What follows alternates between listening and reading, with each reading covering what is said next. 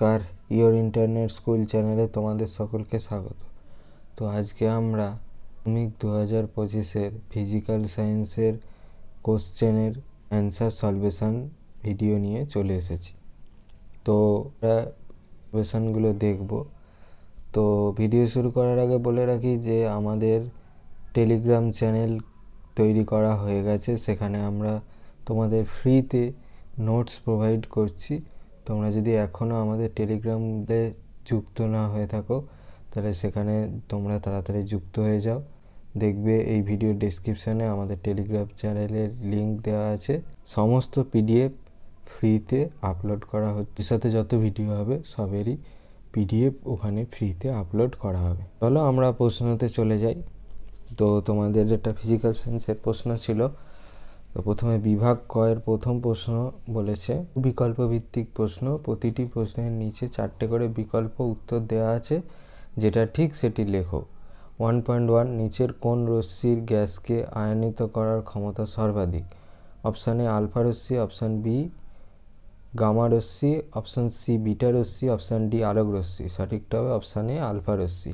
Fuse তারের বৈশিষ্ট্য হলো অপশান এ উচ্চ রোধ নিম্ন গলনাঙ্ক, অপশান বি নিম্ন রোধ উচ্চ গলনাঙ্ক, অপশান সি নিম্ন রোধ গলনাঙ্ক, অপশান ডি উচ্চ রোধ উচ্চ গলনাঙ্ক। সঠিকটা হবে অপশান এ উচ্চ রোধ নিম্ন গলনাঙ্ক।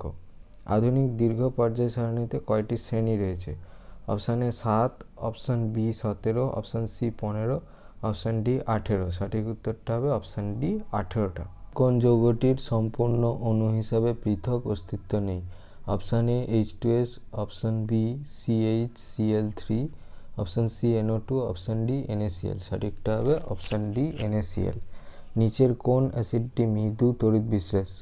Option A CH3COH, option B H2SO4, option C HNO3, option D HCl। সঠিকটা হবে অপশান এ CH3COH। লঘু সালফিউরিক অ্যাসিড মিশ্রিত পটাশিয়াম ডাইক্রোমেট দ্রবণে বেশ চালনা করলে কি রং উৎপন্ন হয়? কমলা, অপশান বি বেগুনি, অপশান সি সবুজ, অপশান ডি গাঢ় নীল। সঠিকটা হবে অপশান সি সবুজ। নিচের কোন আকরিকটি অ্যালুমিনিয়ামের আকরিক? A hematite, option B bauxite, option C ল্যাকাইট, অপশান ডি অ্যালকোসাইট। সঠিকটা হচ্ছে অপশান বি বক্সাইট। ত্রিবন্ধনীযুক্ত অসম্পৃক্ত হাইড্রোকার্বনটিকে শনাক্ত করো। Option A CH4, option B C2H6, option C C2H4, option D C2H2। সঠিকটা হবে অপশান ডি C2H2। গ্রিনহাউস গ্যাসটি শনাক্ত করো। Option A oxygen, option B hydrogen, option C জলীয় বাষ্প, অপশান ডি নাইট্রোজেন। সঠিকটা হবে অপশান সি জলীয় বাষ্প। এসটিপিতে 22 গ্রাম CO2 এর আয়তন হলো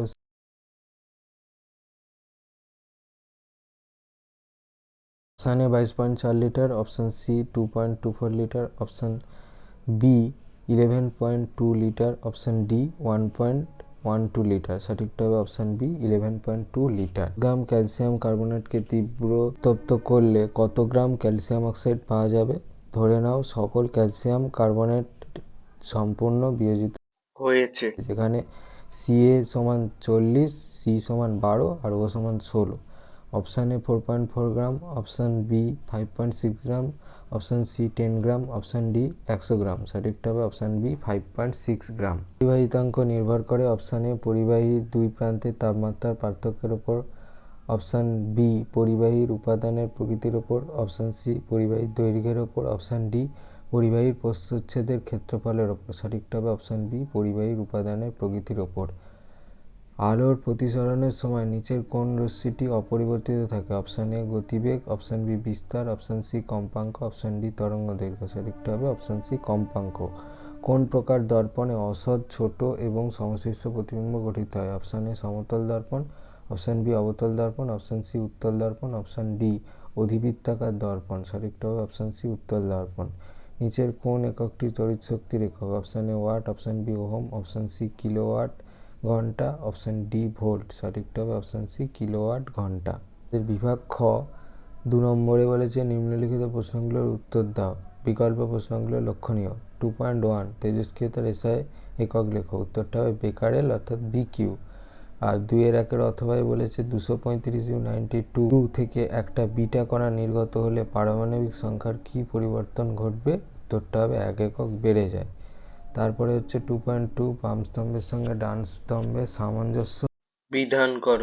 বাম স্তম্ভ বলেছে জার্মান সিলভারে উপস্থিত ধাতু, ইউরেনিয়ামোত্তর মৌল, তারপর বলেছে ক্যালামাইন থেকে নিষ্কাশিত ধাতু, তারপর বলেছে পর্যায় সারণীর দ্বিতীয় পর্যায়ে অবস্থিত ক্ষারীয় ধাতু। এদিকে অপশান বলেছে option A lithium, option B Z N, option C P U, option D N I. তাহলে জার্মান সিলভারে উপস্থিত ধাতু হবে অপশান ডি এনআই, ইউরেনিয়ামোত্তর মৌল হবে অপশান সি পিইউ, ক্যালামাইন থেকে নিষ্কাশিত ধাতু হবে অপশান বি জেডেন, পর্যায় সারণীর দ্বিতীয় পর্যায়ে অবস্থিত ক্ষারীয় ধাতু হবে অপশান এ এলআই। 2.3-তে নিচের বিবৃতিটি সত্য না মিথ্যা লেখো। তড়িৎ বিশ্লেষণ সর্বদা জারণ বিজারণের মাধ্যমে ঘটে। বিবৃতিটা হবে হচ্ছে সত্য। অ্যাসিড মিশ্রিত জল তড়িৎ বিশ্লেষণের ফলে ক্যাথোডে কোন গ্যাস উৎপন্ন হয়? উত্তরটা হবে হাইড্রোজেন গ্যাস। ওরি অথবা অর্থাৎ 2.4-এর অথবা বলেছে নিচের কোনটি তড়িৎ বিশ্লেষ্য? চিনির জলীয় দ্রবণ, ইথানল এবং অ্যাসিটিক অ্যাসিড। সঠিকটা হবে অ্যাসিটিক অ্যাসিড। 2.5 কি ঘটবে যদি লোহার চামচকে অ্যাসিড মিশ্রিত কপার সালফেট দ্রবণে ডোবানো হয়? এটা দেখে নিই। Fe+CuSO4, FeSO4+Cu। যদি আমরা লোহার চামচকে অ্যাসিড মিশ্রিত কপার সালফেটের নীল রঙের দ্রবণে ডুবিয়ে রাখি, কিছুক্ষণ পর দেখা যাবে ওই দ্রবণটি সবুজ বর্ণের ফেরাস সালফেটে পরিণত হবে এবং বাদামি বর্ণের আস্তরণ লোহার চামচের ওপর পড়তে শুরু করবে। পদ্ধতিতে অ্যামোনিয়া প্রস্তুতির জন্য কোন ধাতুটি অনুঘটক হিসেবে ব্যবহার হয়? উত্তরটা হবে লৌহ চূর্ণ।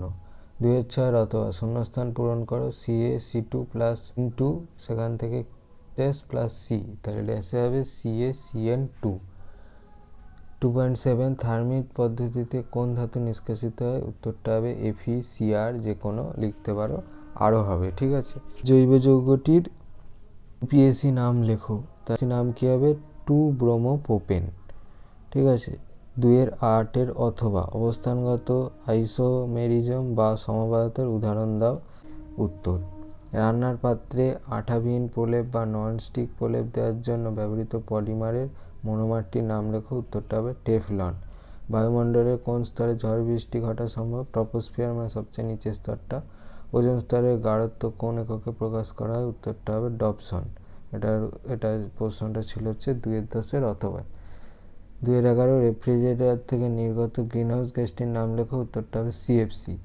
পরে বলেছে নিচের বিবৃতিটি সত্য না মিথ্যা লেখো। চার্লসের সূত্র অনুযায়ী -273°C তাপমাত্রায় যে কোনো গ্যাসের আয়তন অসীম হয়। উত্তরটা হবে মিথ্যা। এসটিপিতে 16 গ্রাম অক্সিজেন গ্যাসে উপস্থিত অণুর সংখ্যা কত? তাহলে O2 32 গ্রামে আছে কত? Avogadro number 6.022 × 10⁻23। তাহলে O2 16 গ্রামে কত হবে? 6.022 × 10⁻23 /2। কাটাকাটি করলাম, তাহলে অ্যান্সার কত পেলো? 3.011 × 10⁻23 সংখ্যক অণু হবে। তাহলে আমার অ্যান্সারটা কী হবে? অক্সিজেন গ্যাসে উপস্থিত অণুর সংখ্যা 3.011 × 10⁻23। নিচের বিবৃতিটি সত্য না মিথ্যা লেখো। লোহার দৈর্ঘ্য প্রসারণ গুণাঙ্ক 1.2 × 10⁻⁵। লোহার আয়তন প্রসারণ গুণাঙ্ক 0.6 × 10⁻⁵ সেলসিয়াস হবে। এটা সত্য। এবার কীভাবে সেটা আমরা দেখে নিই। তাহলে আলফা = γ/3। তাহলে আলফার মান দেওয়া আছে 1.2 × 10⁻⁵ degree Celsius inverse. Gamma = 3 × 1.2 × 10⁻⁵ degree Celsius inverse. তাহলে 3.6 × 10⁻⁵ ডিগ্রি সেলসিয়াস ইনভার্স। তাহলে সেখান থেকে লিখতে পারি 3.6 × 10⁻⁵ /সেলসিয়াস। তাহলে বিবৃতিটা সত্য আছে। W × m⁻⁻1 k⁻⁻1 এটি কোন ভৌত রাশির একক? এটা হচ্ছে তাপ পরিবাহিতাঙ্কের একক। কাঁচরূপে কোন ধরনের লেন্স ব্যবহৃত হয়? উত্তরটা হবে উত্তল লেন্স। আলোক রশ্মির প্রতিসরণের সময় আপতন কোণের কোন মানের জন্য স্নেলের সূত্রটি প্রযোজ্য নয়? এখানে I = 0, অর্থাৎ লম্ব আপতনের জন্য স্নেলের সূত্রটা প্রযোজ্য নয়। বর্তমানে তড়িৎ বর্তনীতে ফিউজ তারের পরিবর্তে কী ব্যবহার করা হয়? উত্তরটা হবে MCB। 220 ভোল্ট 100 ওয়াট বাল্বের রোধ কত? তাহলে P = V²/R। তাহলে R = কী লিখতে পারি? V²/P। তাহলে 220² / 100। তার মানে আমার ভোল্টেজটা এখানে বলে দিয়েছে 220, সেইটা লিখেছি, আর পাওয়ারটা আমাকে বলে দিয়েছে 100 ওয়াট, সেটা লিখেছি। ওয়াট সেইটা লিখেছি। তাহলে 220 ইন্টু 220 ডিভাইড বাই 100 কাটাকাটি করলাম, তাহলে 484 ওহম। এটা হয়ে গেল আমার অ্যান্সার। তাহলে 220 ভোল্ট 100 ওয়াট বাল্বের রোধ হচ্ছে 484 ওহম। এখান থেকে স্টার্ট হচ্ছে বিভাগ গ। এখানে 2 নম্বরের প্রশ্ন আছে, ঠিক আছে। প্রশ্ন বলেছে নিম্নলিখিত প্রশ্নগুলির উত্তর দাও, বিকল্প প্রশ্নগুলো লক্ষণীয়। এমন দুটি সংকর ধাতুর নাম লেখো যেখানে কপার উপস্থিত, প্রত্যেকটি সংকর ধাতুর একটি করে ব্যবহার লেখো। 1+1। তাহলে এমন দুটো সংকর ধাতুর নাম লেখো যেখানে কপার উপস্থিত, সেটা হবে হচ্ছে জার্মান সিলভার আর ব্রোঞ্জ। আর সংকর ধাতুর একটা করে ব্যবহার, সেটা হচ্ছে বাসনপত্র।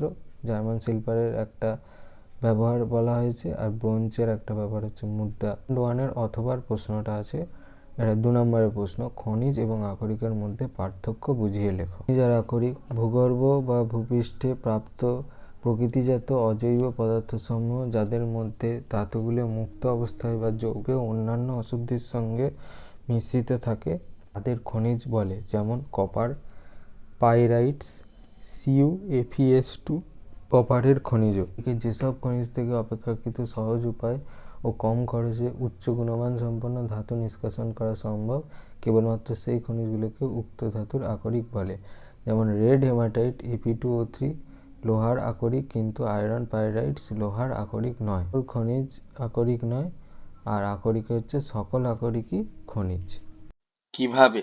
নিচের পরিবর্তনটি সম্পন্ন করা যায়, র্যানি Ni হবে প্লাস H2 করলে আমার পরিবর্তনটা সম্পন্ন হবে। এই প্রশ্নটার মান ছিল 2।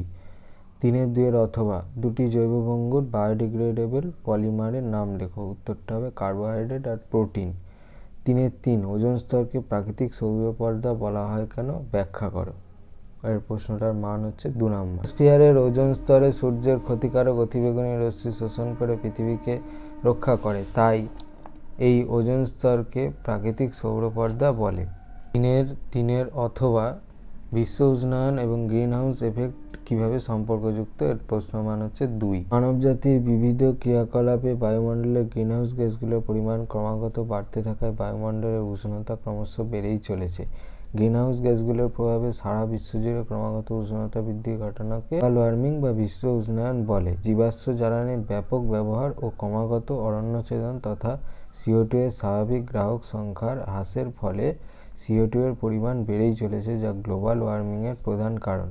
এছাড়া বছরের পর বছর ধরে বায়ুতে অন্যান্য গ্রিনহাউস গ্যাস যেমন CFC, মিথেন, নাইট্রোজেন অক্সাইড ইত্যাদির পরিমাণ বেড়েই চলেছে। প্রতি বছর বায়ুমণ্ডলে CFC গ্যাসগুলোর বৃদ্ধির হার প্রায় 5%। এইভাবে চলতে থাকলে 2030 সাল নাগাদ তা বিশ্ব উষ্ণায়নে প্রায় দ্বিগুণ প্রভাব বিস্তার করবে। প্রশ্ন 3.4 76 সেমি পারস্তম্ভ চাপে এবং 27 ডিগ্রি সেলসিয়াস তাপমাত্রায় নির্দিষ্ট পরিমাণ গ্যাসের আয়তন 200 সিসি। যদি গ্যাসটির চাপ 38 সেমি পারস্তম্ভ এবং তাপমাত্রা 127 ডিগ্রি সেলসিয়াসে পরিবর্তিত হয়, তবে গ্যাসটির আয়তন নির্ধারণ করো। প্রশ্ন মান হচ্ছে 2। P1V1/T1 P2V2/T2 এই ফর্মুলা অনুসারে হবে। তাহলে P1 এখানে বলে দিয়েছিল 76 সেমি পারস্তম্ভ চাপ, T1 হচ্ছে 27 ডিগ্রি সেলসিয়াস, এটাকে আমার কেলভিনে নিয়ে যেতে হবে, তাহলে 273 যোগ করব, তাহলে 300 ডিগ্রি কেলভিন। V1 বলে দিয়েছে 200 সিসি বলে দিয়েছে, আর R2 বলে দিয়েছে 38 সেমি পারস্তম্ভ চাপ। খালি V2টা আমাকে বের করতে হবে। আবার T2 127 ডিগ্রি সেলসিয়াস বলে দিয়েছে, 273 যোগ করব, তাহলে সেখান থেকে আমি কেলভিন পেয়ে গেলাম 400 কেলভিন। এইবারে আমি ফর্মুলাটা ফার্স্ট লিখব, 1V1/T1 P2V2/T2। তাহলে 76 × 200/300 38 × V2/400। তাহলে আমি এদিকে নিয়ে এলাম, V2 × 38/400 76 × 200/300। তাহলে V2 কী হবে, 76 × 200 × 400, নিচেরটা উপরে গুণ হলো, আর হচ্ছে 300 × 38 উপর থেকে নিচে গুণ হলো। কাটাকাটি করলাম, কাটাকাটি করার পর আর এলো 1600/3, 3 দিয়ে 1600কে ভাগ করলাম, তাহলে 533.33 এলো। তাহলে V2 533.33 সিসি। আচ্ছা, এখানে যেহেতু পয়েন্টের পর 3 আছে, এটা ধরতে পারবো না, মানে 534 ধরতে পারবো না, তাহলে আমাকে লিখতে হবে 533 সিসি প্রায়। এটা হয়ে গেল আমার অ্যান্সার। 3-4 অথবা বলেছে দেখো 227°C তাপমাত্রায় এবং 83.14 সেমি পারস্তম্ভ চাপে 14 গ্রাম নাইট্রোজেন গ্যাসের আয়তন নির্ণয় করো, যেখানে আর এর মান বলে দিয়েছে 8.314 joule into mole to the power -1 kelvin to the power -1। এর প্রশ্ন মান হচ্ছে 2। কি জানি পিভি ইকুয়াল টু এনআরটি, তাহলে পি এর মান এখানে বলে দিয়েছে 83.14 সেমি পারস্তম্ভ চাপ। এবার এটাকে আমার পাস্কালে নিয়ে যেতে হবে, তাহলে কি করব 83.14 ইন্টু 1333 মানে 133.22 গুণ করব পাস্কালে নিয়ে যাওয়ার জন্য পারস্তম্ভ চাপের সঙ্গে। তাহলে আমি কি পাচ্ছি 110903 পাস্কাল। এখানে ভি এর মানটা বের করতে হবে, আর তো বলেই দিয়েছে 8.314 joule into mole to the power -1 kelvin to the power -1, ঠিক আছে। তাহলে মান বলে দিয়েছে 14 গ্রাম, মানে আমি হাফ মল ধরে নেব।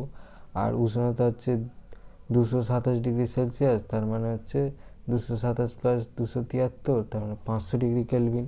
এবার এটা ফর্মুলায় বসিয়ে বাকি অঙ্কটা পরে করছি। এবার ওখান থেকে কি লিখতে পারি, V is equal to nRT divided by P. তাহলে V is equal to 1 into 8.314 into 500 divided by 110,903.19 into 2। এবার তাহলে 8314 into 500 into 100 divided by 110,903.19 into 2 into divided by 1000, ঠিক আছে। এখানে দশমিক তুললাম, নিচে দেখো 2 ঘর আগে দশমিক আছে, সেই জন্য পরে 100 দিয়ে গুণ, আর এটা 3 ঘর আগে দশমিক আছে, সেই জন্য নিচে 1000 দিয়ে গুণ হলো। কাটাকাটি করলে আমার বেরোলো 8314 ইন্টু 25 ডিভাইডেড বাই 110,903.19। গুণ করলে পেলাম হচ্ছে 207,850 ডিভাইডেড বাই 110,903.19। তাহলে সেখান থেকে আমি কি পাচ্ছি 0.0187 মিটার কিউব। এবার মিটার কিউবকে লিটার এ পরিণত করতে গেলে 1000 দিয়ে গুণ করতে হবে, 1000 দিয়ে গুণ করেছি, তাহলে সেখান থেকে পাচ্ছি 18.7 লিটার। তাহলে অতএব নাইট্রোজেন গ্যাসের আয়তন হচ্ছে 18.7 লিটার। এটা হয়ে গেল আমার অ্যান্সার। 5 অবতল লেন্স দ্বারা প্রতিবিম্ব গঠন প্রক্রিয়াটি উপযুক্ত রেখাচিত্র অঙ্কন করে ব্যাখ্যা করো। এর প্রশ্ন মান হচ্ছে 2। L1 ও L2 হলো ক্ষুদ্র উন্মেষযুক্ত একটি পাতলা অবতল লেন্স। এটা হচ্ছে ছবি। অবতল লেন্সের প্রধান অক্ষের ওপর লম্বভাবে অবস্থিত 1 O2 একটি বিস্তৃত বস্তু। O2 থেকে আগত প্রধান অক্ষের সমান্তরাল O2A রশ্মি লেন্স দ্বারা প্রতিসরণের পর মুখ্য ফোকাস দ্বিতীয় F2-তে অপসৃত হচ্ছে বলে মনে হয় এবং এসি পথে যায়। অপর একটা রশ্মি O2 ও লেন্সের আলোক কেন্দ্রের মধ্যে দিয়ে গিয়ে কোনো চ্যুতি ছাড়াই সোজা চলে যায়। প্রতিসৃত রশ্মি দুটি অপসারী হওয়ায় প্রতিসরণের পর মিলিত হয় না। রশ্মি দুটিকে পেছনের দিকে বাড়ালে I2 বিন্দুতে মিলিত হয়, অর্থাৎ প্রতিসৃত রশ্মি দুটি লেন্স দ্বারা প্রতিসরণের পর I2 বিন্দু থেকে অপসৃত হচ্ছে বলে মনে হয়। I2 থেকে প্রধান অক্ষের ওপর I1 I2 লম্ব টানা হলো। I1 I2 হলো O1 O2 বস্তুর অসৎবিম্ব। এখানে প্রতিবিম্বের আকার বস্তুর চেয়ে ছোট এবং প্রতিবিম্বটি বস্তু সাপেক্ষে সোজা, অর্থাৎ প্রতিবিম্বটা সমশীর্ষ। ছবিটা দেখে নাও। 3-5 অথবা আকাশকে নীল দেখায় কেন একটা চিত্র সহ ব্যাখ্যা করো। এর প্রশ্ন মান হচ্ছে 2। দিনের বেলা আকাশকে নীল দেখায় কেন, এটা তার ছবিটা দেখে নাও। তারপর দিনের বেলায় যখন সূর্যরশ্মি বায়ুমণ্ডলের ভেতর দিয়ে আসে, নীল বর্ণের আলোকরশ্মির তরঙ্গদৈর্ঘ্য কম হয়। বায়ুর মধ্যে থাকা কণাগুলি নীল বর্ণের আলোকে বিক্ষিপ্ত করে চারিদিকে ছড়িয়ে দেয়। এই বিক্ষিপ্ত আলোকরশ্মি আমাদের চোখে পৌঁছায়, তাই আমরা আকাশকে নীল দেখি। 3-6 4 ওহম রোধ বিশিষ্ট একটা পাতলা তারকে বৃত্তে পরিবর্তিত করা হলো। বৃত্তটির যে কোনো ব্যাস বরাবর রোধ নির্ণয় করো। এর প্রশ্ন মান হচ্ছে 2। ওহম রোধ বিশিষ্ট একটা পাতলা তারকে আমি বৃত্তে পরিণত করেছি, তাহলে দুভাগে ভেঙে গেছে 2 ওহম করে। তাহলে সেখান থেকে আমি কি লিখতে পারি 1 divided by RP is equal to R1 plus 1 by R2। তাহলে সেখান থেকে আমি কি লিখতে পারি হাফ প্লাস হাফ, তাহলে হচ্ছে 1 ওহম। এটা হয়ে গেল আমার অ্যান্সার। 3-7 ক্যালসিয়াম অক্সাইডের ইলেকট্রন ডট গঠনটি এঁকে দেখাও। এর প্রশ্ন মান হচ্ছে 2।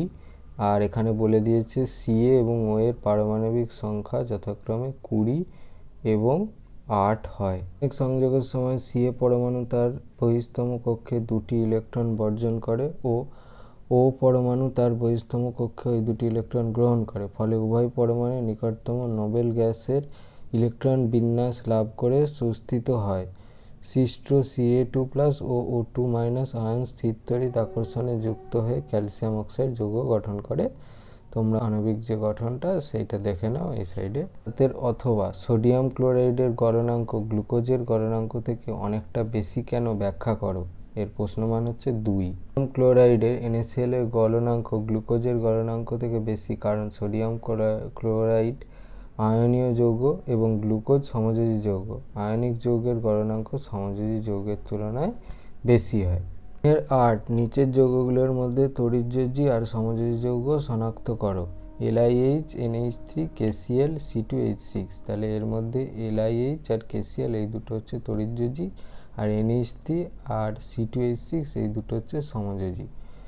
3.9 উত্তপ্ত সোডিয়ামের উপর দিয়ে শুষ্ক অ্যামোনিয়া গ্যাস চালনা করলে কি ঘটবে? সমিত রাসায়নিক সমীকরণ সহ লেখো। এর প্রশ্নমান হচ্ছে 2। উত্তপ্ত সোডিয়ামের উপর দিয়ে শুষ্ক অ্যামোনিয়া গ্যাস চালনা করলে সোডিয়ামাইড অর্থাৎ NaNH2 তৈরি হয়। এই বিক্রিয়া হাইড্রোজেন গ্যাস হয়, অর্থাৎ 2Na = 2NaNH2 + H2 গ্যাস আকারে নির্গত হচ্ছে।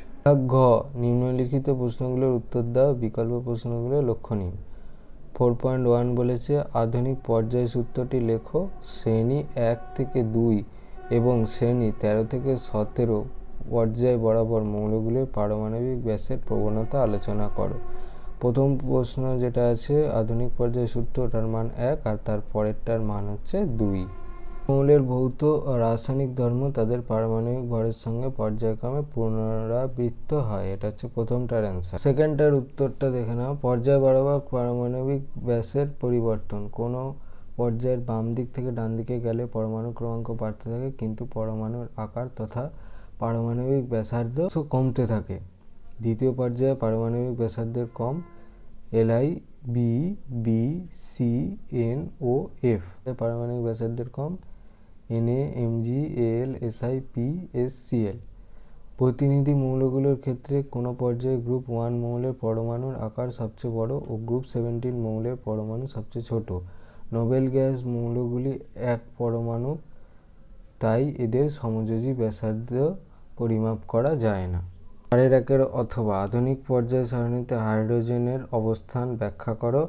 পর্যায় সারণীর কোন শ্রেণীতে কঠিন তরল ও গ্যাসীয় মৌল অবস্থান করে? সেকেন্ডটার অ্যান্সার হচ্ছে 17 নম্বরে, আর প্রথমটার অ্যান্সার দেখাচ্ছি। পর্যায় সারণীতে হাইড্রোজেনের অবস্থান বিতর্কিত, কারণ মৌলটির একদিকে গ্রুপ 1 এর ক্ষার ধাতুগুলি Li, Na, K ইত্যাদির সঙ্গে এবং অপরদিকে গ্রুপ 17 এর halogen মৌলগুলি F, Cl, Br, I এর সঙ্গে ধর্মে সাদৃশ্য দেখায়। ক্ষার ধাতুর সঙ্গে সাদৃশ্য। হাইড্রোজেন ক্ষার ধাতুর মতো একযোজী তড়িৎ ধনাত্মক মৌল। ধাতুর মতো H পরমাণু একটি ইলেকট্রন বর্জন করে ক্যাটায়ন গঠন করে। ক্ষার ধাতুর মতো হাইড্রোজেনের বিজারণ ধর্ম বর্তমান। অক্সিজেনের সঙ্গে যুক্ত হয়ে অক্সাইড H2O, Na2O গঠন করে। হ্যালোজেনের সঙ্গে যুক্ত হয়ে হ্যালাইড Cl, NaCl গঠন করে। এই হ্যালাইডগুলো জলীয় দ্রবণে আয়নিত হয়ে ক্যাটায়ন H+ গঠন করে। ক্ষার ধাতুর সঙ্গে বৈসাদৃশ্য। হাইড্রোজেন অধাতু ও সাধারণ উষ্ণতায় দ্বিপরমাণু গ্যাস, অপরদিকে ক্ষার ধাতুগুলো সাধারণ উষ্ণতায় এক পরমাণু কঠিন পদার্থ। হ্যালোজেনের সঙ্গে সাদৃশ্য। হ্যালোজেনের মতো হাইড্রোজেন একযোজী অধাতব মৌল। ফ্লুরিন ও ক্লোরিনের মতো এটি দ্বিপরমাণু গ্যাসীয় মৌল। হ্যালোজেনগুলো ধাতুর সঙ্গে বিক্রিয়ায় ধাতব হ্যালাইড NaCl গঠন করে। হাইড্রোজেনও খনিজ গঠন করে। গলিত অবস্থায় ধাতব হ্যালাইড তড়িৎ বিশ্লেষণে অ্যানোডে হ্যালোজেন মুক্ত হয়। ধাতব বিশ্লেষণে অ্যানোডে হাইড্রোজেন মুক্ত হয়। হ্যালোজেনের সঙ্গে বৈসাদৃশ্য। হাইড্রোজেন তড়িৎ ধনাত্মক মৌল, কিন্তু হ্যালোজেনগুলো তড়িৎ ঋণাত্মক মৌল। হাইড্রোজেন বিজারক দ্রব্য, কিন্তু হ্যালোজেনগুলো জারক দ্রব্য। হাইড্রোজেনের এরূপ দ্বৈত আচরণের জন্য মেন্ডেলিভ হাইড্রোজেনকে দুষ্ট মৌল বলেছেন। তবে হাইড্রোজেন উভয়েরই যোজ্যতা কক্ষে একটি ইলেকট্রন থাকায় একে 1 নম্বর গ্রুপে স্থান দেওয়া বেশি যুক্তিযুক্ত বলে মনে হয়। পরে হচ্ছে 4.2 পিতলের চামচে নিকেলের তড়িৎ লেপনের জন্য ক্যাথোড, অ্যানোড এবং তড়িৎ বিশ্লেষ্য হিসাবে কি কি পদার্থ ব্যবহৃত হয়? এর প্রশ্নমান হচ্ছে 3। চামচে নিকেলের তড়িৎ লেপনের জন্য ক্যাথোড হিসাবে চামচ, অ্যানোড হিসাবে নিকেলের ব্লক এবং তড়িৎ বিশ্লেষ্য হিসাবে নিকেল সালফেটের দ্রবণ ব্যবহার করা হয়। নাইট্রেটের জলীয় দ্রবণে হাইড্রোজেন সালফাইড পাঠালে কি ঘটবে? সমিত রাসায়নিক সমীকরণ সহ লেখো। এর প্রশ্নমান হচ্ছে 3। নাইট্রেটের জলীয় দ্রবণের সাথে সালফেটেড হাইড্রোজেন গ্যাস চালনা করলে লেড নাইট্রেটের সাথে হাইড্রোজেনের প্রতিক্রিয়া ঘটে এবং লেড সালফাইড উৎপন্ন হয়। লেড সালফাইড একটি কালো রঙের যৌগ, তাই এই প্রতিক্রিয়ার ফলে দ্রবণের রং কালো হয়ে যাবে। PbNO3 এর হোল 2 প্লাস H2S, সেখান থেকে লিখতে পারি PbS প্লাস 2HNO3, কালো বর্ণের পদক্ষেপ পড়ে থাকবে। 4 1,2 ডাইব্রোমো ইথেন এবং 1,1,2,2 টেট্রাব্রোমো ইথেনের সংকেত লেখো। ইথাইল অ্যালকোহলের সঙ্গে গাঢ় সালফিউরিক অ্যাসিড মিশিয়ে উত্তপ্ত করলে যে জৈব যৌগটি উৎপন্ন হয় তার নাম লেখো। চলো প্রথমটার অ্যান্সার দেখে নিই। আচ্ছা, প্রথমটা অ্যান্সার দেখার আগে প্রশ্নমানটা বলে দিই। প্রশ্নমান হচ্ছে 2 + 1। তো 1,2 ডাইব্রোমো ইথেনটা দেখে নাও। তারপরেরটা দেখে নাও। ইথানলকে অতিরিক্ত পরিমাণ গাঢ় H2SO4 এর সঙ্গে মিশিয়ে 170 ডিগ্রি উষ্ণতায় উত্তপ্ত করলে নিরোদিত হয়ে ইথিন বা ইথিলিন উৎপন্ন হয়। CH3CH2OH গাঢ় H2SO4 অতিরিক্ত 170 ডিগ্রি সেলসিয়াস তাপমাত্রা, তাহলে CH2 double bond CH2 plus H2O। 4 অথবা CNG এর একটি ব্যবহার লেখো। মিথানল এবং ইথানলের একটি করে ক্ষতিকর প্রভাব আলোচনা করো। এর প্রশ্নমান হচ্ছে, প্রথম প্রশ্নটার জন্য হচ্ছে 1, আর পরে ওই মিথানল ইথানলের একটা করে ক্ষতিকারক প্রভাব, এর মান হচ্ছে 2। অ্যান্সারগুলো দেখে নিই। সিএনজি এর ব্যবহার, এটি জ্বালানি রূপে ব্যবহৃত হয়। যন্ত্রচালিত পরিবহন শিল্পে সিএনজি ব্যবহার করলে পরিবেশ দূষণের মাত্রা সবচেয়ে কম হয়, তাই বাস, ট্যাক্সি, অটোরিক্সা সহ বিভিন্ন গণপরিবহন ব্যবস্থায় জ্বালানি রূপে সিএনজি ব্যবহৃত হচ্ছে। পরিমাণ মিথানল সেবনও খুবই বিপজ্জনক। এটি লিভারে জারিত হয়ে ফর্মালডিহাইডে পরিণত হয়, যা কোষ গঠনকারী উপাদানসমূহের সঙ্গে দ্রুত বিক্রিয়া করে, ফলে প্রোটোপ্লাজম তঞ্চিত হয়ে যায়। এছাড়া মিথানল অপটিক নার্ভকে ক্ষতিগ্রস্ত করে অন্ধত্ব ঘটায়, এমনকি মৃত্যু পর্যন্ত ঘটতে পারে। মাত্রায় ইথানল উত্তেজনা সৃষ্টি হয়, কিন্তু বেশি মাত্রায় গ্রহণ করলে বিভিন্ন উপসর্গ দেখা যায়, যেমন মাথা ধরা, ঝিমুনি, কাজ করার প্রতি অনীহা, আত্মসংযমের বিলুপ্তি, কথা জড়িয়ে যাওয়া, জিভে সংযোগকারী স্নায়ু আক্রান্ত হয় ইত্যাদি। বেশি মাত্রায় নিয়মিত সেবনের ফলে ব্যক্তি মাদকাসক্ত হয়ে পড়ে এবং লিভার ও কিডনি ক্ষতিগ্রস্ত হয়ে মৃত্যু পর্যন্ত ঘটতে পারে। 4.5 অ্যাভোগাড্রো সূত্রটি লেখো। শুষ্ক বায়ুর চেয়ে আর্দ্র বায়ু হালকা হয়, সাধারণ গাণিতিক হিসাব করে দেখাও।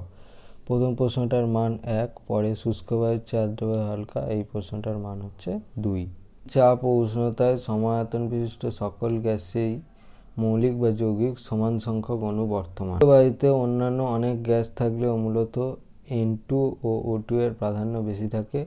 মোটামুটিভাবে শুষ্ক বায়ুতে 4 ভাগ N2 ও 1 ভাগ O2 আছে। N2 এর মোলার ভর 28 গ্রাম ইন্টু মোল⁻⁻1 বা মোল ইনভার্স, ও O2 এর মোলার ভর 32 গ্রাম ইন্টু মোল ইনভার্স হলে শুষ্ক বায়ুর গড় গ্রাম আণবিক ভর হচ্ছে 28 × 4 + 32 × 1 ডিভাইডেড বাই 4 + 1, তার মানে 28.8 গ্রাম। আবার জল H2 এর মোলার ভর হচ্ছে 1 × 2 + 16, তার মানে 18 গ্রাম মোল ইনভার্স। সুতরাং জলীয় বাষ্প শুষ্ক বায়ু অপেক্ষা হালকা, তাই বাতাসে জলীয় বাষ্প থাকলে অর্থাৎ বায়ু আর্দ্র হলে তার গড় আণবিক ভর শুষ্ক বায়ুর গড় আণবিক ভরের চেয়ে কম হয়, তাই শুষ্ক বায়ু অপেক্ষা আর্দ্র বায়ু লঘু বা হালকা। 4.6 একটা আবদ্ধ পাত্রে 1 গ্রাম ম্যাগনেসিয়াম 0.5 গ্রাম অক্সিজেনের উপস্থিতিতে পোড়ানো হলে কোন বিক্রিয়কটি উদ্ধৃত থাকবে? উদ্ধৃত বিক্রিয়কটির পরিমাণ নির্ণয় করো। যেখানে mg বলেছে 24 আর ও বলেছে 16, প্রশ্নমান হচ্ছে 3। ফার্স্টে আমাকে ফর্মুলাটা লিখতে হবে, 2mg + O2 = 2mgO।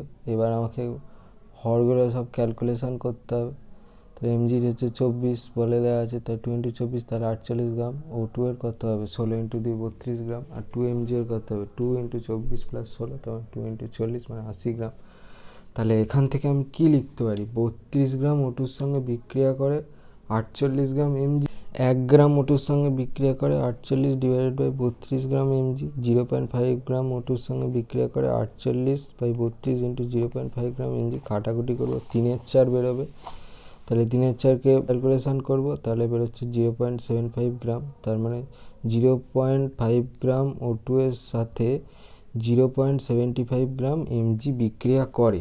গ্রাম ম্যাগনেসিয়াম পড়ে থাকবে, ওখানে বলেছে না উদ্ধৃত বিক্রিয়ক, সেইটার জন্য কত গ্রাম ম্যাগনেসিয়াম পড়ে থাকবে সেইটা বের করতে হবে। তাহলে আমি 1 গ্রাম ম্যাগনেসিয়াম থেকে 0.75 গ্রাম বাদ দেবো, তাহলে 0.25 গ্রাম। তাহলে উদ্ধৃত বিক্রিয়কটির পরিমাণ হচ্ছে 0.25 গ্রাম। এটা হয়ে গেল আমার অ্যান্সার। 0.6 এর অথবা এর প্রশ্ন মান হচ্ছে 3। ঠিক আছে, কত গ্রাম CaCO3 এর সঙ্গে অতিরিক্ত লৌহ HCl বিক্রিয়া করে 66 গ্রাম CO2 উৎপন্ন করবে, যেখানে Ca বলেছে 40, C বলেছে 12 আর O বলেছে 16। ফর্মুলাটা লিখে নেব, CaCO3 + 2HCl = CaCl2 + H2O + CO2। হরগুলো calculation করব, তাহলে CaCO3 হচ্ছে 100 গ্রাম আর CO2 এর হচ্ছে 44 গ্রাম। তাহলে গ্রাম CO2 পাওয়া যায় 100 গ্রাম CaCO3 থেকে। তাহলে একে কত, তাহলে 66 গ্রাম CO2 পাওয়া যাবে। 100 × 66 / 44 গ্রাম CaCO3 থেকে, তার মানে 150 গ্রাম CaCO3 থেকে যাবে। এটা হয়ে গেল আমার অ্যান্সার। 0.7 একটি রেল লাইনের পরপর দুই পাতের মধ্যে নির্দিষ্ট ব্যবধানে ফাঁক রাখা হয় কেন? দৈর্ঘ্য প্রসারণ গুণাঙ্ক আলফা, ক্ষেত্র প্রসারণ গুণাঙ্ক বিটা, আয়তন প্রসারণ গুণাঙ্ক গামা এর মধ্যে সম্পর্কটি লেখো। তাহলে আগে সম্পর্কটা বলে দিই, ওটা হচ্ছে 1 নাম্বার, আর আগে হচ্ছে রেল লাইনের পরপর দুটো পাতের মধ্যে ফাঁক, ওই প্রশ্ন মান হচ্ছে 2। ঠিক আছে, তাহলে প্রথমে সম্পর্কটা হচ্ছে আলফা = β/2 = গামা/2। এটা হয়ে গেল আমার সম্পর্ক। এবারে প্রথমটার অ্যান্সার আমরা দেখে নেব। সূর্যের তাপে এবং চাকার সাথে লাইনের ঘর্ষণে প্রচুর তাপ উৎপন্ন হয়। এই তাপের ফলে রেল লাইনের উষ্ণতা বৃদ্ধি হয় এবং দৈর্ঘ্য বৃদ্ধি ঘটে। দৈর্ঘ্য বৃদ্ধি হওয়ার জন্য লাইনগুলো যাতে বিনা বাধায় প্রসারিত হওয়ার জায়গা পায়, সেই জন্য দুটো লাইনের জোরের মুখে একটু ফাঁক রেখে দেওয়া হয়। ফাঁকটা না থাকলে লাইনগুলি প্রসারণজনিত বলের জন্য বেঁকে যেত এবং দুর্ঘটনা ঘটার সম্ভাবনা থাকতো। °C (-1) কাটাকাটি করলাম, তাহলে 3 দিয়ে কাটলে 12 × 36, তাহলে 12 × 10⁻⁶ °C (-1). এবার আমরা কি জানি ফর্মুলা, L2 = L1 ব্র্যাকেটের মধ্যে 1 + আলফা T2 - T1।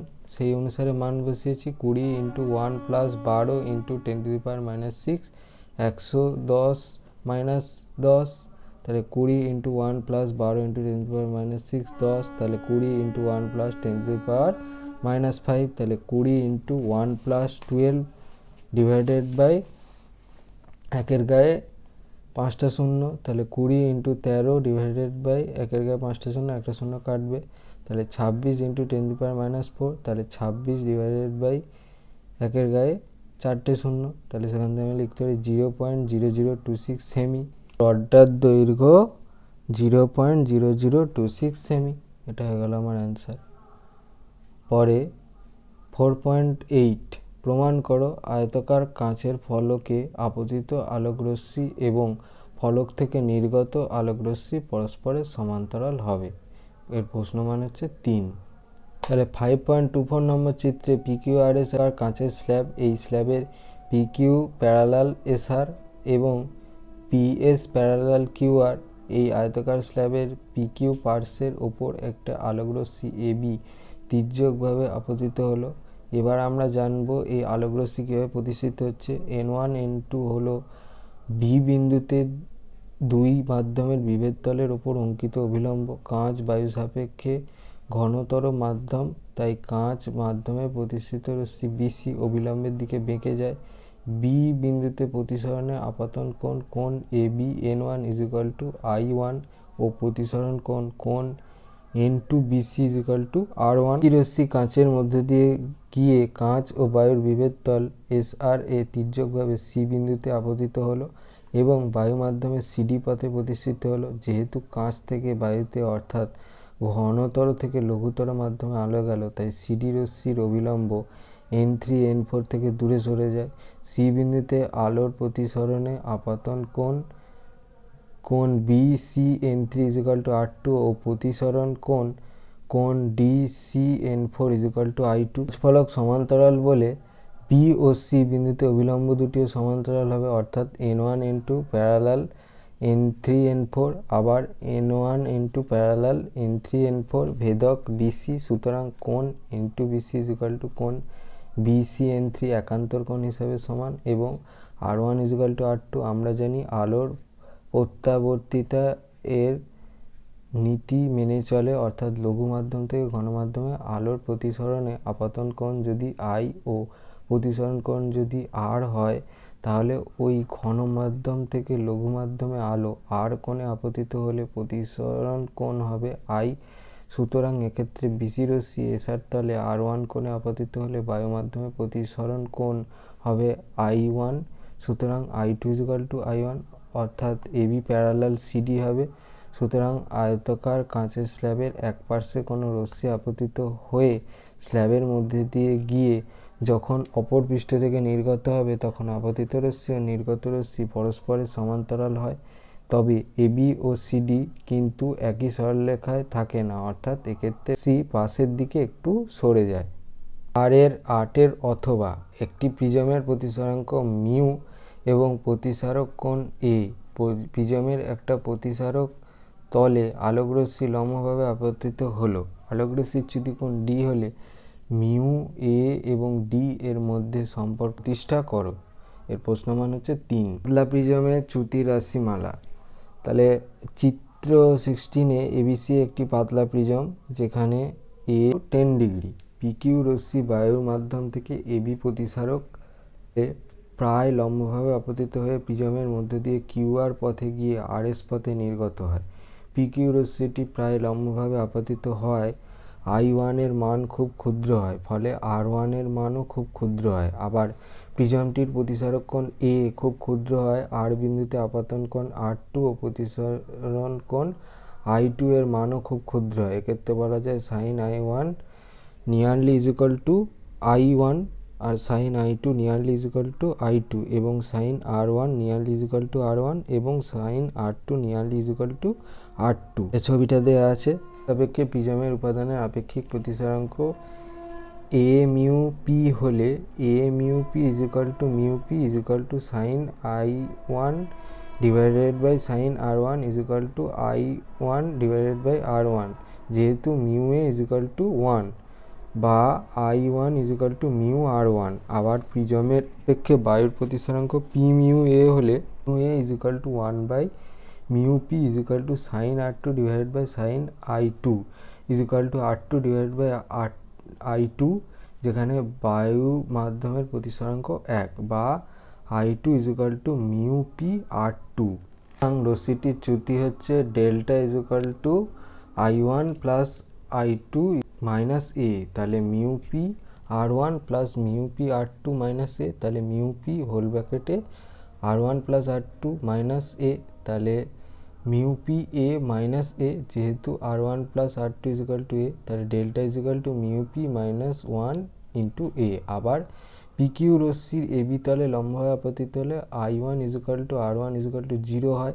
সুতরাং A R2। এক্ষেত্রে রশ্মির চ্যুতি delta I1 plus I2 minus A, তাহলে mu P R2 minus A। যেহেতু I2 মিউ P R2, তাহলে mu P A minus A, তাহলে মিউ P 1 ইন্টু A। সুতরাং লম্ব এবং প্রায় লম্ব আপতনের ক্ষেত্রে পাতলা প্রিজমের রশ্মির চ্যুতি delta mu P minus 1 into A। পাতলা প্রিজমের ক্ষেত্রে চ্যুতির মান শুধুমাত্র প্রতিসারক কোণ ও প্রিজমের উপাদানের প্রতিসরাঙ্কের উপর নির্ভর করে। 4.9 দীর্ঘদৃষ্টি বা হাইপারমেট্রোপিয়া কি? এর প্রতিকারে কোন ধরনের লেন্স ব্যবহার করবে? এর প্রশ্নমান হচ্ছে 2+1, অর্থাৎ দীর্ঘদৃষ্টি বা হাইপারমেট্রিয়ার মান হচ্ছে 2 আর প্রতিকারে কোন ধরনের লেন্স, এটা হচ্ছে 1 নম্বর আছে।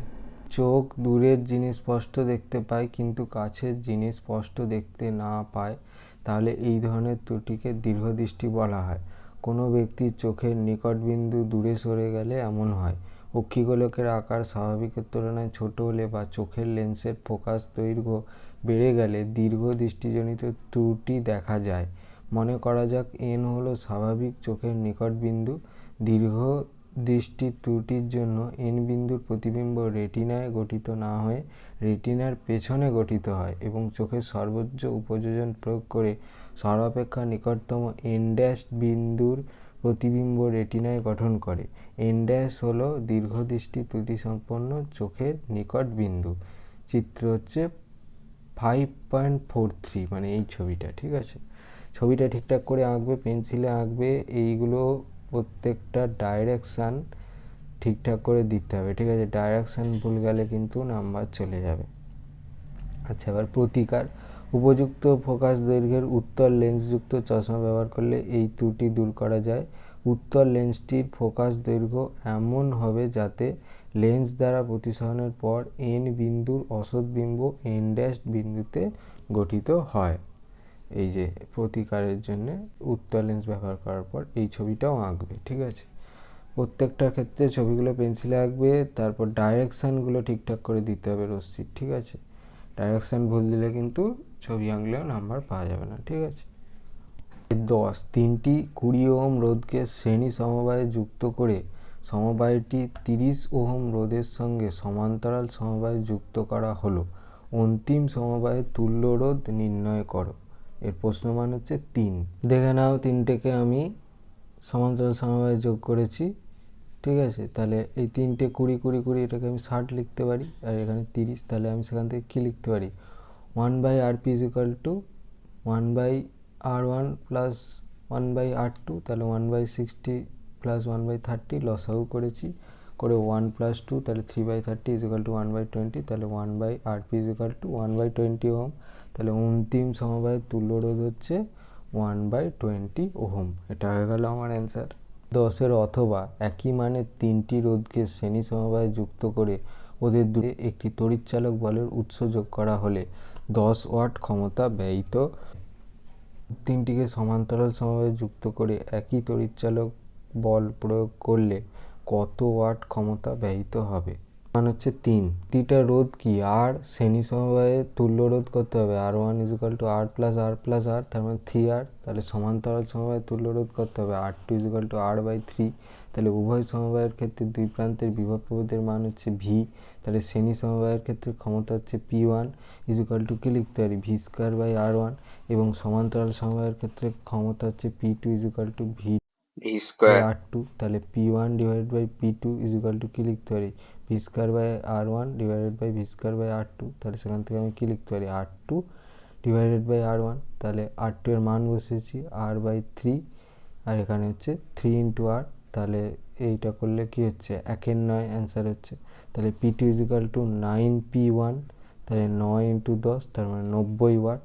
রোধ 3টিকে সমান্তরাল সমবায়ে যুক্ত করে একই তড়িৎচালক বল প্রয়োগ করলে 90 ওয়াট ক্ষমতা ব্যয়িত হবে। পয়েন্ট 11, লেঞ্জের সূত্রটি লেখো। লেঞ্জের সূত্রটি শক্তি সংরক্ষণ সূত্র মেনে চলে। যুক্তি দাও। প্রথম প্রশ্নের মান হচ্ছে 1, পরের প্রশ্নের মান হচ্ছে 2। তড়িৎ প্রবাহ এমন একটি অভিমুখে হবে যাতে যে কারণে প্রবাহের সৃষ্ট হয় প্রবাহ সর্বদা সেই কারণকে বাধা দেয়। এটাই হলো তড়িৎচুম্বকীয় আবেশ সংক্রান্ত লেঞ্জের সূত্র। চুম্বকীয় আবেশ সংক্রান্ত লেঞ্জের সূত্রটি যে শক্তির নিত্যতা সূত্র থেকে পাওয়া যায় তা সহজেই দেখানো যেতে পারে। ধরা যাক একটা দ্বন্দ্ব চুম্বকের n মেরুকে একটি বদ্ধকুণ্ডলীর দিকে আনা হচ্ছে। এইটা হচ্ছে ছবি। ছবিটা ঠিকঠাক করে আঁকবে, ডাইরেকশান ঠিকঠাক করে দেবে, আর ছবি সবসময় পেন্সিলে আঁকবে। তোমরা এঁকেও এসছো। তড়িৎচুম্বকীয় আবেশের জন্য ওই কুণ্ডলীতে তড়িৎ প্রবাহ আবিষ্ট হবে। লেঞ্জের সূত্রানুসারে এই আবিষ্ট প্রবাহের দিক এমন হবে যে এটি আবেশের কারণ, অর্থাৎ ওই n মেরুর অগ্রগমনকে বাধা দেবে। ধরা যাক বদ্ধকুণ্ডলীতে যে তড়িৎ প্রবাহ সৃষ্টি হলো তা n মেরুর অগ্রগমনকে বাধা না দিয়ে নিজের দিকে এগিয়ে আসতে সাহায্য করলো, অর্থাৎ বদ্ধকুণ্ডলীতে তড়িৎ প্রবাহ এমন দিকে হলো যেন ওর সামনের প্রান্তে এস মেরুর সৃষ্টি হয়। এর ফলে দুই বিপরীত মেরুর আকর্ষণে দণ্ডচুম্বক নিজের থেকেই কুণ্ডলীর দিকে অগ্রসর হতে থাকবে। এজন্য কোনো শক্তি প্রয়োগ করার প্রয়োজন হবে না। সুতরাং এক্ষেত্রে শক্তি ব্যয় না করেই চুম্বকের গতিশক্তি এবং আবিষ্ট প্রবাহের তড়িৎশক্তি সৃষ্টি হবে। এটি শক্তির নিত্যতা সূত্র মান্য করে না। শক্তির নিত্যতা সূত্র মতে শক্তি ব্যয় না করে শক্তি পাওয়া যায় না, কাজেই এটি একেবারে অসম্ভব। সুতরাং আবিষ্ট প্রবাহের দিক এমন হবে যে চুম্বকের অগ্রগতিকে বাধা দেবে, অর্থাৎ কুণ্ডলীর সম্মুখতলে এন মেরুর সৃষ্টি হবে। সেক্ষেত্রে চুম্বককে কুণ্ডলীর দিকে নিয়ে যেতে ওই বাধার বিরুদ্ধে যে কার্য করতে হবে তাই আবিষ্ট প্রবাহের তড়িৎ শক্তিতে রূপান্তরিত হবে। এটাই লেন্জের সূত্র। পরে ভর বিচ্যুতি বলতে কি বোঝো? হিলিয়াম নিউক্লিয়াসের 4He2 ভর বিচ্যুতি কত হবে যদি প্রোটন, নিউট্রন এবং হিলিয়াম নিউক্লিয়াসের ভর যথাক্রমে 1.00728, 1.00867 এবং 4.0015 AMU হয়। প্রথম প্রশ্নটার মান হচ্ছে 1, দ্বিতীয় প্রশ্নটার মান হচ্ছে 2। বিচ্যুতি বা ভর ত্রুটি যে কোনো নিউক্লিয়াস পর্যালোচনা করলে দেখা যায় যে ওর ভর ওটি যে কয়টি প্রোটন ও নিউট্রন দ্বারা গঠিত তাদের মুক্ত অবস্থায় অর্থাৎ ফ্রি স্টেট মোট ভর অপেক্ষা কিছুটা কম হয়, কারণ ওদের ভরের একাংশ বন্ধন শক্তিতে রূপান্তরিত হয় এবং এই কমে যাওয়া ভরই হলো বিচ্যুতি বা ভর ত্রুটি। 4He2 এখানে প্রোটন আমার 2, নিউট্রন 2, ঠিক আছে। তাহলে হিলিয়ামের ভর বলে দিয়েছে 4.0015 AMU। এটা m = কি লিখতে পারি? ZMP plus a minus Z mn minus m। তাহলে 2 × 1.00728 প্লাস 2 × 1.00867 মাইনাস 4.0015 এটা লিখলাম। লিখে এবার আমি ক্যালকুলেশন করব। তাহলে 2.01456 প্লাস 2.01734 মাইনাস 4.0015, তাহলে সেখান থেকে পাচ্ছি 4.0319 মাইনাস 4.0015, তাহলে সেখান থেকে পাচ্ছি 0.0304 AMU। এটাই হয়ে গেল আমার অ্যান্সার। এই হয়ে গেল তোমাদের রেগুলার ক্যান্ডিডেটদের প্রশ্ন শেষ। আশা করছি তোমরা পরীক্ষা খুব ভালো দিয়েছো এবং আমাদের দেখানো যে অ্যান্সারগুলো তার সঙ্গে তোমার লেখা উত্তর মিলে গেছে। এবার এইটা হচ্ছে কেবল বহিরাগত পরীক্ষার্থীদের জন্য বিভাগ ঙ। এইটা করতে হয় শুধুমাত্র ধরো যারা মাধ্যমিক দেবে তাদের জন্যে এটা করে রাখলে সুবিধে, ঠিক আছে। সেই জন্যে এটার আমরা সলভেশন দিচ্ছি, এটা তারাই দেখবে। তোমরা যারা 25-এ মাধ্যমিক দিয়েছো তোমাদের আর প্রয়োজন নেই, তোমাদের হয়ে গেছে কমপ্লিট কোশ্চেন অ্যান্সার সলভেশন। এটা যারা 26 বা তারপরে দেবে তাদের জন্যে এইটারও সলভেশন আমরা দিচ্ছি বহিরাগত পরীক্ষার্থীদের প্রশ্নের। আচ্ছা, 5-এ বলেছে নিম্নলিখিত প্রশ্নগুলোর উত্তর দাও যে কোনো 4টে, সবগুলোর মান হচ্ছে 1 নম্বর। রক্তে যে গ্যাসীয় হাইড্রোকার্বনটি ব্যবহৃত হয় তার নাম লেখো, উত্তরটা হবে ইথিলিন। অতিবেগুনি রশ্মির একটা ক্ষতিকারক প্রভাব লেখো, উত্তরটা হবে ত্বকের ক্যান্সার। রোধাঙ্কের এসআই একক লেখো, উত্তরটা হবে ওহম মিটার। এসটিপিতে 1 মোল অক্সিজেন গ্যাসের আয়তন কত? 22.4 লিটার। তেজস্ক্রিয় রশ্মিগুলির মধ্যে কোনটি তড়িৎচুম্বকীয় তরঙ্গ? উত্তরটা হবে গামা রশ্মি। আচ্ছা, তারপরে নিম্নলিখিত প্রশ্নগুলোর উত্তর দাও। এখানে হচ্ছে যে কোনো 3টে, সব কটা প্রশ্নের মানই হচ্ছে 2 নম্বর।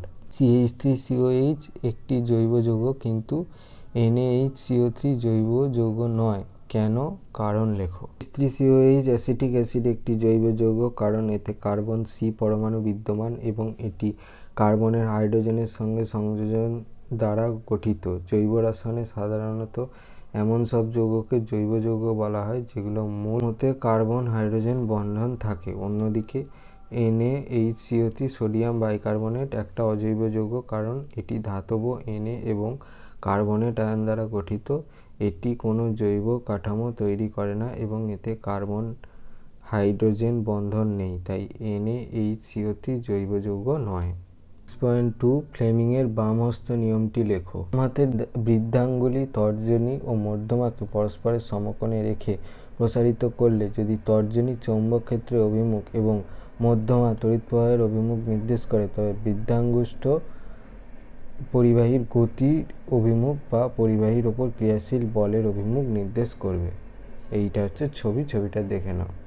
ছবিটা আঁকতে হবে যখন এটা পড়বে কোশ্চেনটা, সবসময় পেন্সিলে আঁকবে। 6.3 বিপদ সংকেতের জন্য লাল আলো ব্যবহার করা হয় কেন? সামনের আলোর তরঙ্গদৈর্ঘ্য সবচেয়ে বেশি, সেজন্য তুলনামূলকভাবে লাল আলোর বিক্ষেপণ অনেক কম হয়। এই কারণে লাল আলো বায়ুমণ্ডল ভেদ করে বহুদূর চলে যেতে পারে। তাই কোনো বিপজ্জনক জায়গায় আসবার অনেক আগে থেকেই গাড়ির চালক বিপদ সম্পর্কে সতর্ক হতে পারবেন। H2S এর বিজারণ ধর্মের একটা উদাহরণ দাও। H2S একটা দুর্বল অ্যাসিড এবং এটি জলে দ্রবীভূত হয়ে H+ প্রোটন আয়ন উৎপন্ন করে বিজারণ ধর্ম প্রদর্শন করে। তোমরা রাসায়নিক সমীকরণটা দেখে নাও, H2S + NaOH, সেখান থেকে NaHS + H2O। এগুলো তোমাদের পুরো মাধ্যমিক 2025-এর ফিজিক্যাল সায়েন্স কোশ্চেনের সলভেশন। তোমাদের যদি এই ভিডিওটা ভালো লেগে থাকে তাহলে ভিডিওটাকে অবশ্যই লাইক করো। এই ধরনের মাধ্যমিকের কোশ্চেন অ্যান্সার সলভেশন, রায় মার্টিনের কোশ্চেন অ্যান্সার সলভেশন, সাজেশনের ভিডিও ও অন্যান্য ইনফরমেশন এর ভিডিওর নোটিফিকেশান পেতে চ্যানেলটা সাবস্ক্রাইব করার পাশাপাশি পাশে থাকা বেল আইকনে গিয়ে অবশ্যই ক্লিক করে দিও, যাতে করে ভিডিও আপলোড করার সাথে সাথেই তোমরা তার নোটিফিকেশান পেয়ে যাও। এবং আমাদের এই ভিডিওর নিচে দেখবে টেলিগ্রাম চ্যানেলের লিঙ্ক দেওয়া আছে, সেখানে অবশ্যই জয়েন করো ফ্রিতে পিডিএফগুলো কালেকশন করার জন্য। তো আজকের মতো ভিডিওটা এই পর্যন্তই, দেখা হচ্ছে পরবর্তী ভিডিওতে।